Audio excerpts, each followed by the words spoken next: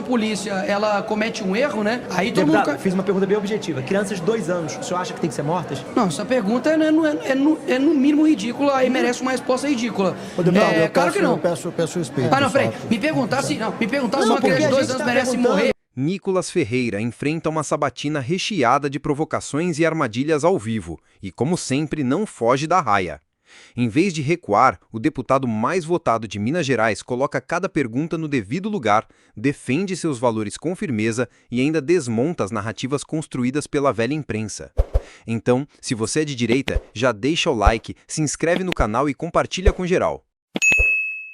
O que eu fico chateado, podemos dizer assim, usar a palavra indignado, é de que o que eu menos escuto aqui é Brasil. O que eu menos escuto aqui é interesse do Brasil. Eu só escuto interesse de, nós vamos ter isso na mesa, vamos ter tal comissão, vamos ter isso, vamos ter aquilo. Só que no fim das contas, as coisas elas são mais simples de fato do que parece. Só que ninguém tem peito para poder fazer o que precisa ser feito. Porque o que falta, e eu repito isso aqui, projeto de lei, o Brasil precisa ter menos do que mais. Tem gente que fala assim, e aí, qual projeto de lei que você protocolou aqui na casa? Quem disse que eu vivo de projeto? Quem vive de projeto é arquiteto. A gente precisa ter um Estado que seja, pode até ser grande, mas que seja forte. O vídeo do Pix, por exemplo, foi uma demonstração disso. Não tem problema nenhum eu pagar altos impostos, desde que o Estado ele me retribua isso, o que não acontece no nosso país. Então, a característica do nosso Brasil, infelizmente, é um caráter depravado moralmente. Enquanto não mudar isso, você pode destinar milhões para moradia. Eu nasci numa favela, poxa. Eu sei o que é o Estado chegar lá e abrir uma rua. Daqui a um mês tá tudo destruído. Esse que é o grande problema. Deputado, você é parlamentar de Minas Gerais, queria perguntar,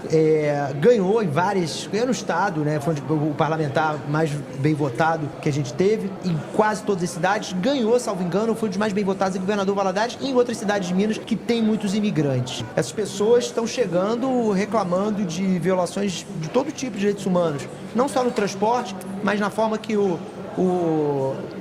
a agência de imigração trata eles lá.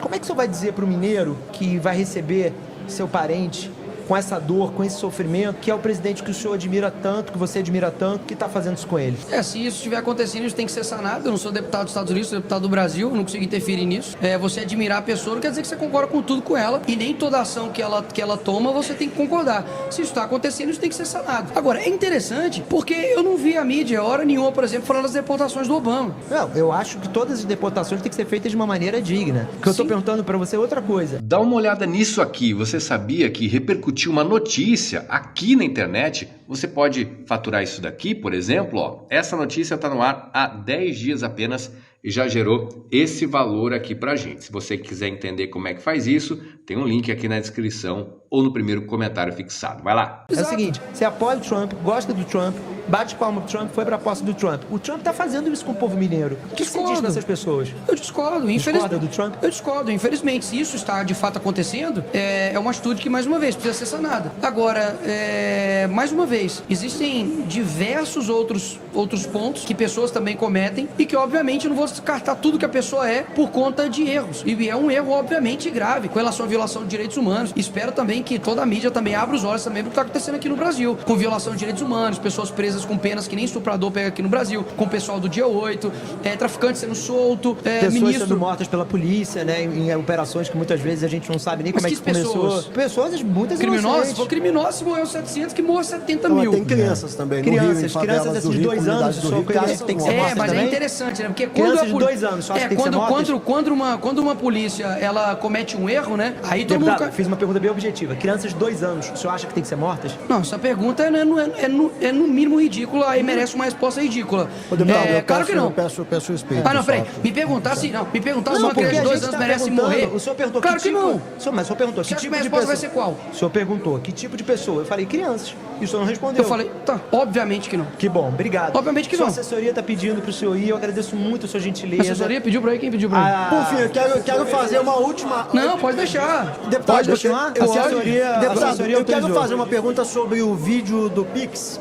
Aquilo saiu da sua cabeça ou o senhor contou com a ajuda de um marqueteiro? Houve marqueteiros da direita que depois disseram que deram algumas dicas para o senhor? De fato, o senhor recebeu dicas ou teve gente querendo surfar no sucesso do vídeo? Eu lancei um desafio pro Haddad que se ele comprovar que algum marqueteiro me ajudou, eu pago 1 milhão pra ele no Pix. Mas se ele não comprovar, ele tem que pagar 1 milhão pra mim no Pix. Mas teve gente do seu campo, da direita, inclusive, marqueteiros próximos ao ex-presidente Jair Bolsonaro. Como eu disse, falar até papagaio fala, agora tem que provar. Foi o Duda Lima que falou, eu né? escrevi, eu escrevi o roteiro no meu iPhone, no bloco de notas dele. Eu fiz como eu fiz todos os outros vídeos. Você pode pegar lá no meu Instagram. Vai ter o mesmo modelo, do fundo preto, eu sentado, do mesmo jeito. E é assim, as pessoas não querem dar o braço a torcer quando algo realmente é um sucesso. As pessoas sempre vão falar que é fruto de alguma outra coisa. Eu ouvi o Haddad falar que era fruto de Elon Musk, de Trump, que era de intervenção do Bolsonaro. Bolsonaro tá por detrás disso. Você contava que teria a repercussão que Zero. teve? Assim, não a repercussão que teve.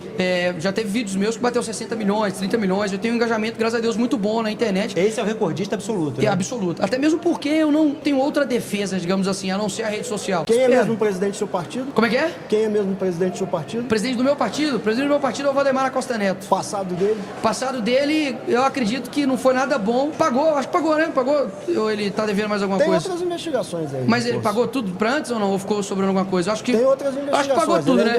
Porque lá, se o Lula foi condenado em 3 instâncias, foi descondenado, ninguém fala nada, muito menos o Valdemar Costa Neto, né? Então se o Lula pode, o Valdemar pode, é isso? Não, são duas coisas diferentes. O Valdemar pagou, o Lula não pagou ainda não. Não vai falar que o Lula tem investigação também, não? Mas acho que investigação tem, não sei. Ele foi... Porque o Valdemar se citou, pô. Não, porque o Valdemar se citou.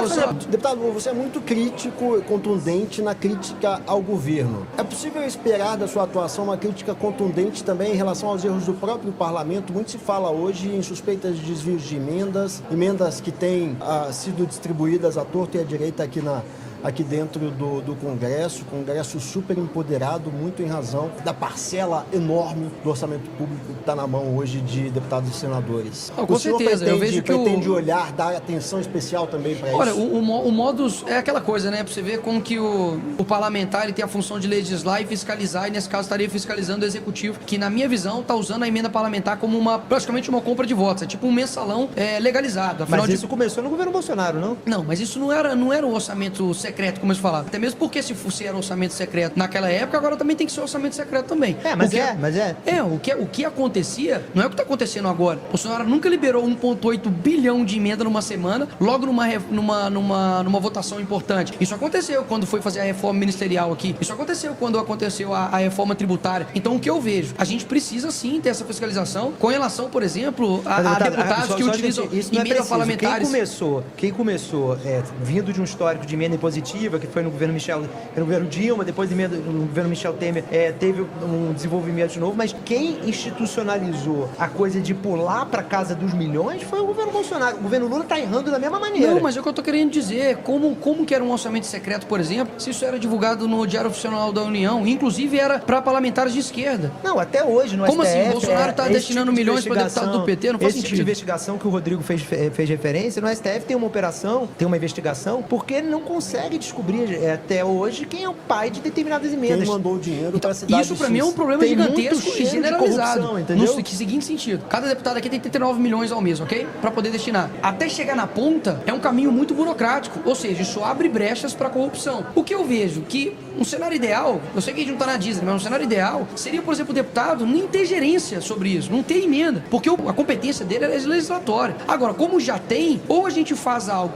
sem uma burocracia e que de fato a gente consiga destinar e consegue ver os recursos disso e der transparência, ou senão de fato vai acontecer esses casos. Agora, o que aconteceu agora foi o seguinte: Flávio Dino trava emenda, depois abre, aí depois trava de novo, fica suspenso. E o que aconteceu? Diversas emendas minhas, por exemplo, que seriam emendas especiais, que eu já ia destinar diretamente para a prefeitura ou para o governo de estado, ficaram sob suspensão e sob condição de serem redirecionadas para o ministério mandar. Ou seja, se isso não é uma manobra para poder botar dinheiro dentro do ministério, e aí quem vai colher os louros de mandar o recurso? Vai ser o governo.